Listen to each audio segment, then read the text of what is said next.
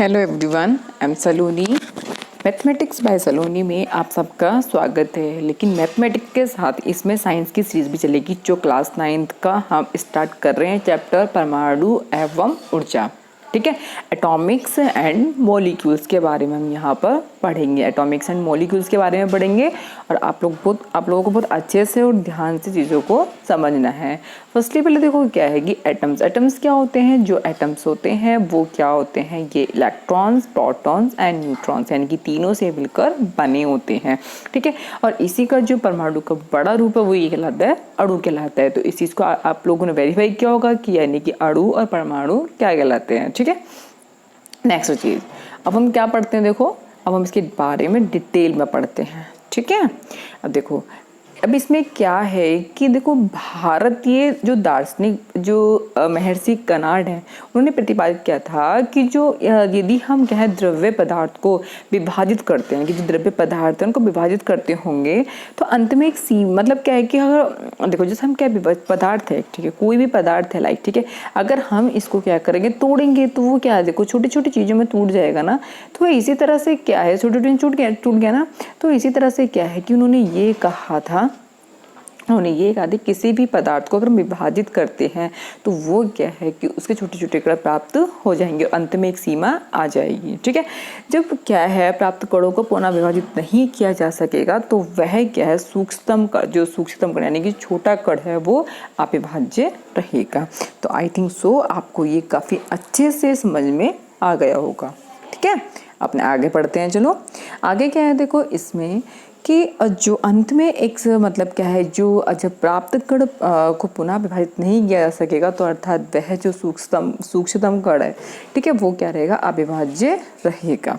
ठीक है, इस अविभाज्य सूक्ष्मतम कणों को उन्हें परमाणु कहा जाता है। एक अन्य भारतीय दार्शनिक यानी कि जो क्या है पकुदा कात्यायन ने इस मत को एक विस्तृत रूप से समझाया था कि ये जो कण हैं, ठीक है, ये जो कण है वो सामान्यतः संयुक्त रूप से पाए जाते हैं जो हमें द्रव्य के विभिन्न रूपों को प्रदान करते हैं।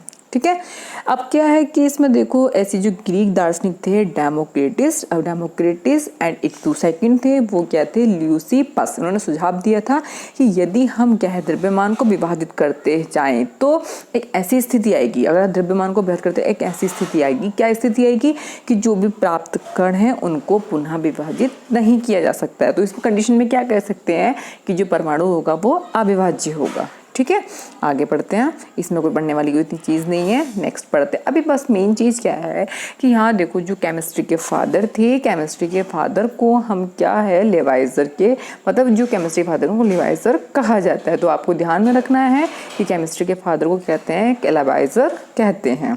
ठीक है, आगे बढ़ते हैं। रासायनिक संयोजन के नियम। रासायनिक संयोजन के नियम देखो, अब जो रासायनिक संयोजन के नियम थे वो किसने दिए थे, वो देखो लेवाइजर एवं जोसेफ एल एंड प्लाउटस्ट ने बहुत अधिक प्रायोगिक कार्यों के लिए पश्चात एंड रासायनिक संयोजन के निम्नलिखित 2 नियम इसमें प्रतिपादित किए थे। ठीक है, अब उन्होंने कौन से, आप देखो ध्यान में रखना कि जो रासायनिक संयोजन है, रासायनिक संयोजन के नियम को किसने दिया था, वो लेवाइजर यानी कि लेवाइजे एंड जोसेफ एल जो प्लाउटस्ट ने दिए थे। उन्होंने कौन से 2 नियम दिए थे, उन्होंने 2 नियम दिए थे। एक तो नियम देखो उन्होंने द्रव्यमान संरक्षण का नियम, और एक उन्होंने दिया था अब यहाँ पर ऊर्जा संरक्षण का नियम, सोच रहे हैं यहाँ पर द्रव्यमान संरक्षण का नियम। ठीक है, आगे पढ़ते हैं। उन्होंने 2 नियम दिए थे, मैंने आपको बताया था। एक तो क्या दिया उन्होंने द्रव्यमान संरक्षण का नियम एंड दूसरा उन्होंने नियम दिया था स्थिर अनुपात का नियम। ठीक है, कौन सा नियम दिया था, उन्होंने दिया था स्थिर अनुपात। उन्होंने क्या दिया था, स्थिर अनुपात का नियम दिया था। वो आगे एग्जाम में आगे आएगा, वो आपको मैं बताऊंगी। ठीक है, अब देखो नेक्स्ट क्या है, एक तो स्थिर अनुपात का नियम और दूसरा द्रव्यमान संरक्षण का। अब द्रव्यमान संरक्षण ऊर्जा संरक्षण मत समझ लेना, ठीक है, ऊर्जा संरक्षण चीज अलग है और द्रव्यमान अलग है। ठीक है, द्रव्यमान संरक्षण का नियम क्या है, देखो द्रव्यमान संरक्षण नियम ये है जिसमें ना तो द्रव्य को हम उत्पन्न कर सकते हैं, द्रव्यमान को उत्पन्न कर सकते हैं और ना ही नष्ट कर सकते हैं। तो उसे हम क्या कहते हैं, द्रव्यमान संरक्षण का नियम कहते हैं। ठीक है, अब देखो क्या है द्रव्यमान संरक्षण का नियम को मैंने बता दिया। अब इसमें क्या है कि इसे कोई भी देखो रासायनिक यानी कि XY के रासायनिक को का युगल दीजिए, इसमें लिया गया। ठीक है, अब इसमें क्या देखो copper sulphate and copper carbonate. ठीक, 1.25 ग्राम एंड 1.45 ग्राम। इसमें क्या दिया, मतलब एक दिया हुआ है इसमें सोडियम का, देखो कॉपर सल्फेट। यहाँ पे मोस्टली बच्चों को ये नहीं पता होगा कि कॉपर सल्फेट का फॉर्मूला कहते हैं कि CuSO4 कॉपर सल्फेट का फॉर्मूला आपको ध्यान में रखना है, ठीक है। नेक्स्ट आपको देखो याद क्या रखना है, आपको याद रखना है सोडियम कार्बोनेट यानी Na2CO3 Na2CO3 ठीक है, एंड BaCl2 एंड NaSO4 यानी कि ये सब क्या है, देखो ये सब क्या है इसके फॉर्मूले हैं, ठीक है। नेक्स्ट करते हैं, देखो नेक्स्ट क्या है कि देखो एक क्या है कि यदि विलयन को हम क्या है एक ये देखो जो हमारा होता है ये क्या होता है, हमारा शंक्वाकार फ्लाक्स होता है, ठीक है।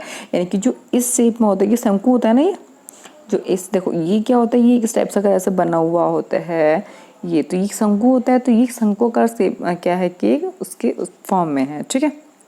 अब ध्यान रखना है इसमें कि विलयन को शंक्वाकार फ्लास्क में लीजिए और XY के विलयन को एक छोटी परख नली में लीजिए। छोटी परख नली को विलयन युक्त फ्लास्क में इस प्रकार लटकाइए ताकि दोनों विलयन परस्पर मिश्रित ना हो, ठीक है। यानी कि हमें एक बिलियन में, यानी कि इसी बिलियन में हमें एक छोटी टेस्ट ट्यूब लेनी है। उस टेस्ट ट्यूब में हमें इस तरह से हमें टेस्ट ट्यूब को डालना है ताकि जो भी क्या है ऊपर से मतलब वो जो है मिक्स ना हो, ठीक है। तो अब अगर दोनों बिलियन मिश्रित ना होंगे तो उसके ऊपर एक कॉर्क लगा दीजिए। इस एक्सपेरिमेंट को आपको सावधानी पूर्वक करना है, ठीक है। अब देखो अब इसमें क्या है कि थोड़ा झुका देते हैं। अब इसमें कॉर्क क्यों लगाते हैं, फर्स्ट इसमें आया कि कॉर्क क्यों लगाते हैं। कॉर्क हम इससे लगाते हैं ताकि जो भी इसमें रिएक्शंस हो, यानी कि ताकि इसमें जो भी एयर हो तो वो बाहर ना निकल पाए, ठीक है। अब द्रव्यमान संरक्षण के अनुसार देखो यही तो कहा था कि इसमें ना तो द्रव्यमान को नष्ट कर सकते हैं ना ही हम इसमें क्रिएट कर सकते हैं, मैंने आपको बताया था अभी। यानी कि neither not create and neither not destroy, that means called the कि क्या क्या द्रव्यमान संरक्षण का नियम कहलाता है, ठीक है। मास कंजर्वेशन, ठीक है, इसे इंग्लिश में बोलते हैं मास कंजर्वेशन, ठीक। नेक्स्ट देखो नेक्स्ट क्या है, स्थिर अनुपात का नियम। अब देखो स्थिर अनुपात का नियम लेवाइजर ने दिया था, ठीक है, आपको ध्यान रखना है। अब इसमें क्या है कि कोई भी दो यौगिक दो या दो से अधिक तत्वों से क्या निर्मित होता है, यानी कि कोई भी दो यौगिक। अब जो कंपाउंड यानी कि देखो कोई भी कंपाउंड जो होता है यानी कि यौगिक होता है वो क्या होता है, एक या इसमें क्या होंगे एक से ज़्यादा होंगे। यानी कि सपोज करो अगर मैं H ले रही हूँ तो सिर्फ हाइड्रोजन है, ठीक है, वो एलिमेंट्स कहलाएगा। अगर मैं इसी में क्या ले लूँ H2O ले लेती हूँ, तो H2O ले लूँ तो ये हमारे एक कंपाउंड बन जाएगा, यानी कि हाइड्रोजन का एक यौगिक बन जाएगा, जल जिसको बोलते हैं हम जल, यानी कि क्या है ये एक जल का यौगिक है, ठीक है। तो इसमें आपको अच्छे से याद हो गया कि यानी कि इसमें कोई भी यौगिक हो जिसमें दो या दो से अधिक वो जो पदार्थ से निर्मित होकर बनता है, ठीक। अब इस पदार्थ यौगिक में इन तत्वों का अनुपात स्थिर होता है चाहे वे किसी भी स्थान से बनाया गया हो। जैसे देखो यौगिक जल में क्या हाइड्रोजन और ऑक्सीजन के द्रव्यमान का अनुपात हमेशा क्या है सदैव 1.8 रहता है। आपको याद में रखना है कि 1.8 रहता है चाहे वो जल का स्रोत कोई भी हो। यदि इस प्रकार 9 ग्राम जल को अपघटन करे तो सदैव 1 ग्राम हाइड्रोजन और 8 ग्राम ऑक्सीजन ही प्राप्त होगी, ठीक है। अब इसमें क्या है कि एक प्रकार यानी कि इसी प्रकार अमोनिया में जो नाइट्रोजन है एवं हाइड्रोजन है वो द्रव्यमानों के अनुसार सदैव क्या है कि 14.3 यानी कि अगर द्रव्यमान के अनुसार देखा जाए तो 14.3 वो क्या अनुपात में रहते हैं। चाहे देखो अमोनिया क्या है, अमोनिया क्या है NH3, ठीक है। अब NH3 क्या है, देखो N का क्या होता है 14 होता है, इसका क्या होता है H3 यानी कि 3। चाहे अमोनिया किसी भी प्रकार से निर्मित हुई हो या किसी भी स्रोत से ली गई हो, ठीक है। तो वो क्या है कि वो किसी भी स्रोत से अगर ली गई है तब वो क्या होगी वो उसका अनुपात जो है 14.3 रहता है, ठीक है। उपरोक्त उदाहरणों में स्थिर जो स्थिर अनुपात के नियम की व्याख्या होती है, बता रखा है कि इसमें व्याख्या यही है कि जो भी यानी कि कोई भी यौगिक है, यौगिकों में हमेशा क्या होता है जो अनुपात यानी कि जो निश्चित उनका जो द्रव्यमान होता है वो निश्चित द्रव्यमानों के अनुपात में क्या है विद्यमान होता है, ठीक है। यहाँ बता दिया मैंने अच्छे से कि अस्थिर अनुपात का नियम एंड द्रव्यमान संरक्षण का नियम क्या है। आगे बढ़ते हैं, देखो एक है जॉन डाल्टन, ठीक है। जॉन डाल्टन का जो जन्म था वो 1766 में एक इंग्लैंड में बहुत गरीब परिवार में हुआ था, ठीक है। 12 वर्ष की आयु उन्होंने एक शिक्षक के रूप में अपनी जीविका शुरू की थी। 7 साल बाद उन्होंने के स्कूल के प्रिंसिपल बन गए थे। 793 में एक जॉन डाल्टन ने कॉलेज में गणित और भौतिक रसायन पढ़ाना शुरू के लिए एक जो क्या था मैनचेस्टर वो चले गए थे। ठीक है, वहाँ उन्होंने क्या था, उन्होंने मतलब जैसे शोधकारी यानी कि रिसर्च स्टार्ट की थी और 808 में उन्होंने एक क्या है परमाणु सिद्धांत को प्रस्तुत किया था, जो द्रव्यों के अध्ययन के लिए एक महत्वपूर्ण क्या है सिद्धांत साबित हुआ था। ठीक है, सिद्धांत साबित हुआ था। नेक्स्ट क्या है देखो, वैज्ञानिकों की जो अगली समस्या है वो इन नियमों की उचित व्याख्या करने की थी। यानी कि जो अंग्रेज थे उन्होंने रसायन यानी कि जॉर्ज डाल्टन ने द्रव्यों की प्रकृति के बारे में एक आधारभूत सिद्धांत प्रस्तुत किया था। ठीक है, ठीक, अब क्या है कि डाल्टन ने क्या था, द्रव्यों की भाज्यता का विचार प्रदान किया और उस समय तक वह दार्शनिक थे वो मतलब उन्होंने माना जाता था कि वो जो ग्रीक दार्शनिक के द्वारा द्रव्यों के सूक्ष्मतम अविभाज्य कण हैं जिसे परमाणु नाम दिया जाता है, उसे डाल्टन ने भी क्या था परमाणु नाम दिया था। ठीक है, अब क्या है कि डाल्टन का जो सिद्धांत था वो रासायनिक संयोजनों के नियम पर आधारित था। डाल्टन के परमाणु सिद्धांत द्रव्यमान के संरक्षण के नियम और निश्चित अनुपात के नियमों की युक्ति संगत व्याख्या की थी। ठीक है, नेक्स्ट क्या है देखो, अब इसमें नेक्स्ट क्या है कि जो डाल्टन के परमाणु सिद्धांत के अनुसार सभी द्रव्यमान चाहे तत्व यौगिक या मिश्रण हो तो वो सूक्ष्म कणों से बने होते हैं। मैंने आपको बताया था अभी स्टार्टिंग में कि जो परमाणु हैं वो किससे मिलकर बने होते हैं, वो सूक्ष्म कणों से मिलकर बने होते हैं जिन्हें हम परमाणु कहते हैं। ठीक है, अब डाल्टन के सिद्धांत की विवेचना इस प्रकार की गई है कि जो सभी द्रव्य होते हैं यानी कि सभी द्रव्य वो परमाणु से क्या होते हैं, निर्मित होते हैं। यानी कि सभी द्रव्य जो परमाणु से निर्मित होते हैं, चाहे वो क्या है केमिकल रिएक्शन में भाग लें। ठीक है, वो केमिकल रिएक्शन में भाग लें, वो क्या सभी से निर्मित होते हैं।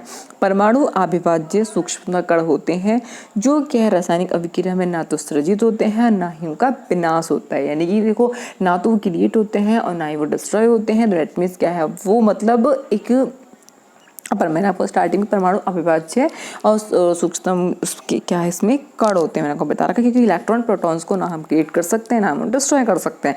वो क्या है कि इलेक्ट्रॉन प्रोटॉन जो है सिर्फ क्या है परमाणु से इलेक्ट्रॉन प्रोटॉन से मिलकर बनाई तो परमाणु होता है और आगे से मिलकर बना के अणु होता है। ठीक है, विभिन्न तत्वों के जो परमाणु के द्रव्यमान होते हैं तथा रासायनिक गुण डिफरेंट होते हैं। ठीक है, सबकी क्या होते हैं सेम नहीं, किसी की केमिकल प्रॉपर्टीज अलग होती है, किसी की फिजिकल प्रॉपर्टीज अलग होती है। ठीक है, भिन्न तत्वों के परमाणु परस्पर छोटी पूर्ण संख्या के अनुपात में संयोग करके एक यौगिक का निर्मित करते हैं। यानी कि अगर मैं क्या लूँ, हाइड्रोजन लेती हूँ, अगर ऑक्सीजन लेती हूँ तो उसका देखो हाइड्रोजन और ऑक्सीजन में क्या है कि देखो उसकी हाइड्रोजन और ऑक्सीजन में बैलेंस अलग अलग होगी, यानी कि प्रॉपर्टी अलग होगी। यानी हाइड्रोजन की प्रॉपर्टी अलग है, ऑक्सीजन प्रॉपर्टी अलग है। अगर मिक्स करती हूँ दोनों को मिलाती हुई यौगिक बनेगा।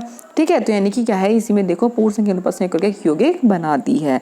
किसी भी यौगिक में परमाणु की सापेक्ष संख्या एक प्रकार की निश्चित होते हैं। ठीक है, आगे क्या है आप अगले अध्याय में अध्ययन करेंगे कि जो परमाणु है परमाणु में भी छोटे छोटे कण क्या है विद्यमान होते हैं।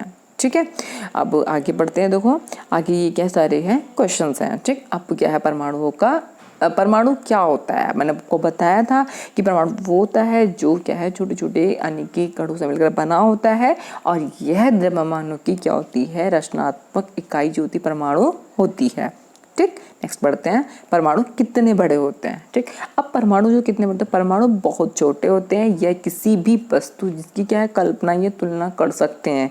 ठीक है, वो से भी एक छोटे होते हैं। लाखों परमाणु यानी कि परमाणु को जब एक ऊपर से एक चट्टे के रूप में रखते हैं तो वो मतलब अब देखो मेन चीज क्या है कि आप ध्यान रखो कि यदि परमाणु की त्रिज्या क्वेश्चन आता है परमाणु की त्रिज्या को किस में मापते हैं तो उसको नैनोमीटर में नापते हैं। और नैनोमीटर में क्या है कि एक नैनोमीटर यानी कि एक नैनोमीटर में क्या होते हैं 10⁻⁹ मीटर होते हैं। यानी कि अगर मैं बोलूँ 1 मीटर बराबर 10⁻⁹ नैनोमीटर। इस तरह एंगस्ट्रॉम में हम परमाणु त्रिज्या को मापते हैं। ठीक है, ध्यान में आपको रखना है कि यानी कि एंगस्ट्रॉम में भी नापते हैं और हमारी बहुत सारी चीज़ें हैं मतलब जो परमाणु त्रिज्या हो गया एंगस्ट्रॉम भी रहती है, इसमें तरंग दैर्ध्य को नापते हैं। अब यह परमाणु त्रिज्या को क्या है कि नैनोमीटर में ही इसमें नापा जाता है। ठीक है, नेक्स्ट हम पढ़ते हैं। नेक्स्ट हम क्या पढ़ते हैं देखो आगे पढ़ते हैं हम। अब देखो इसमें क्या है दुखो सापेक्ष। अब 10⁻⁻ क्या होता है किसके सापेक्ष में, हाइड्रोजन परमाणु एंड 10⁻⁹ जल का अणु, 10⁻8 यानी हीमोग्लोबिन का अणु एंड 10⁻4 रेत का कण, 10⁻3 चींटी, इसका उदाहरण के 10⁻1 सेब। यानी कि क्या है कि परमाणु का आकार इतना सूक्ष्म होता है कि वह नगण्य भी माना जाता है। ठीक है। अब आगे पढ़ते हैं। देखो दिस इज़ वेरी इंपॉर्टेंट, यहाँ तो पढ़ने की जरूरत नहीं है। देखो आपको ध्यान में रखना है कि मतलब कुछ तत्व हैं। देखो अब बर्जीलियस ने, यानी कि देखो बर्जीलियस का प्रोटीन की खोज भी बर्जीलियस ने की थी। ध्यान में रखना है आप लोगों को कि प्रोटीन की खोज भी किसने की थी, बर्जीलियस ने की थी। बर्जीलियस तत्व के एक व्यक्ति को ऐसा सुझाव दिया था, बस क्या इन्होंने एक सुझाव दिया था कि ये जो है ये तत्वों के प्रतीक है। लेकिन बच्चा क्या इन चीज़ों को एकदम क्लियरली तो नहीं समझ पाता, बस उन्होंने एक चीज़ ध्यान में रखा था कि ये बताया जाता कि ये कुछ अक्षरों से प्रदर्शित कर सकते हैं। लेकिन बट अगर हम देखा जाए तो ऐसा हाइड्रोजन को H से, कार्बन को C से, सोडियम को Na से, तो इस तरह से हम सिम्बल्स को याद रखते हैं। इन चीज़ों का यूज़ नहीं किया जाता है। ठीक है, आगे पढ़ते हैं। अब आगे ये पढ़ते हैं वो मैं आपको बताती हूँ। ठीक, अब क्या प्रारंभ में तत्वों की जो नामों की व्युत्पत्ति उन स्थानों से लिखी जहाँ से सर्वप्रथम आयन, उदाहरण स्वरूप यानी कि कॉपर का जो नाम है वो साइप्रस से व्युत्पन्न होता है। ठीक है, ध्यान में रखना है आपको किससे व्युत्पन्न होता है, वो साइप्रस। ठीक है, आपको चीज़ याद में रखनी है कि वो किससे होती है, साइप्रस से क्या व्युत्पन्न होती है और विशिष्ट रंगों से लिया गया है। ठीक है, इस उदाहरण से गोल्ड का नाम अंग्रेजी में लिया गया, इसका अर्थ क्या है, पीला। ठीक है, और सबसे लिया गया इसका अर्थ क्या है, पीला। ओके, नेक्स्ट आगे पढ़ते हैं। International union of pure and applied chemistry यानी कि IUPAC। अब IUPAC क्या है, एक वैज्ञानिक संस्था है। ये लोग आप 11वीं क्लास में जब मैं आपकी लैब को केमिस्ट्री पढ़ाऊंगी आप लोगों को तब इस चीज़ के बारे में बताऊंगी। ठीक है, सो IUPAC के नाम आपको नहीं पढ़ना, सिर्फ आपकी आप लोगों को इसका याद रखना है, international union of floor and applied chemistry. ठीक है, IUPAC। ठीक, अब देखो क्या है कि इसमें छोटे जैसे दूसरे अक्षरों को छोटे अक्षर यानी स्मॉल लेटर में इसको लिखा जाता है। हाइड्रोजन H, यानी कि एल्यूमिनियम को Al, कोबाल्ट को CO। ठीक है, अब देखो ध्यान में रखना है, कोबाल्ट अगर हम लिख रहे हैं तो इसको ऐसे नहीं लिखना है, क्योंकि अगर आप ऐसे लिखोगे तो कार्बन मोनोऑक्साइड गैस बन जाएगी।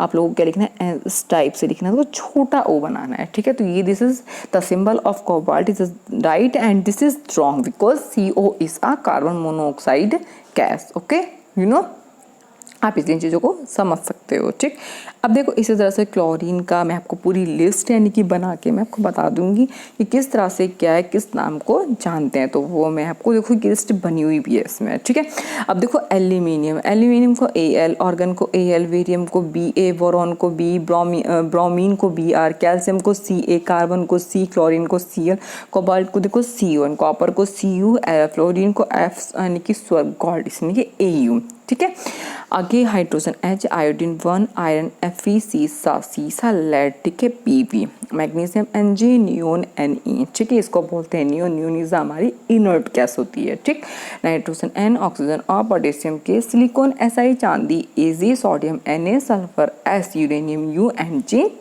Zn। This is a symbol of the elements and because हम इसी से ही हम क्या है, पूरा नाइट्रोजन तो लिखेंगे नहीं, हम क्या करेंगे, सिंपल उसको N बनाएंगे। तो इस तरह से आपको याद रखना है। ठीक है, कुछ चीज़ें हैं जैसे अब गोल्ड है, गोल्ड को आपको याद रखना है Au एंड सिल्वर को आपको याद रखना है Ag एंड सोडियम को आप याद रखना है Na। तो इस तरह से आपको क्या है, याद रखना है। ओके, आई थिंक सो आपको समझ में आ गया होगा काफ़ी अच्छे से। अब क्या देखो, अब इसमें क्या है कि इसमें आपको याद रखने की ज़रूरत नहीं है। ठीक है, आगे बढ़ते हैं। आगे क्या है देखो, इसमें आगे तो इतना मतलब देखो इतना खास नहीं है आगे बढ़ने के लिए। मेन चीज़ क्या है कि इसके आपको अब जैसे आप मैंने आपको तो इसके सिंबल बता दिए। ठीक है, अब इसका परमाणु द्रव्यमान आपको याद होना चाहिए कि हाइड्रोजन का 1 होता है, कार्बन का 12, नाइट्रोजन का 14, ऑक्सीजन का 16, सोडियम का 23। मैं बताऊंगी 23 क्यों है, ये 23 क्यों लिया गया है। ठीक है, मैग्नीशियम का 24, सल्फर का 32, क्लोरीन का 35.5। इसका मैं याद रखना पड़ता है 35.5। This is very most important, आपको याद रखना है। कैल्शियम का 40। अब देखो जो हमारे इवन नंबर में चलते हैं, ठीक है, जो हमारे इवन नंबर में चलते हैं तो हम उसको 2n ले लेते हैं, यानी कि 2n। n का मतलब क्या है कि यानी कि जो भी हमारा परमाणु क्रमांक है, यानी कि सपोज करो यानी कि 2 है, तो उसका जो परमाणु द्रव्यमान है वो उसका दुगना हो जाएगा जो इवन के सीरीज में होते हैं। ठीक है, सपोज जो हमारे ओड में आते हैं, ओड में तो उसको 2n के लेंगे 2n+1। जैसे सोडियम का हमारा 11 होता है तो 2 × 11 + 1 यानी कि 23। तो 23 is the number of the मतलब atomic number of the sodium. तो इस तरह से क्या है, हम इसका एटॉमिक नंबर लेंगे। तो आई थिंक सो आपको यहाँ तक अच्छे समझ में आ गया होगा। तो इस तरह से क्या है कि ये हम अपनी चीज़ को यही करते हैं, और नेक्स्ट जो वीडियो में हम इसी का सेकंड पार्ट लेके आएंगे। Thanks for watching.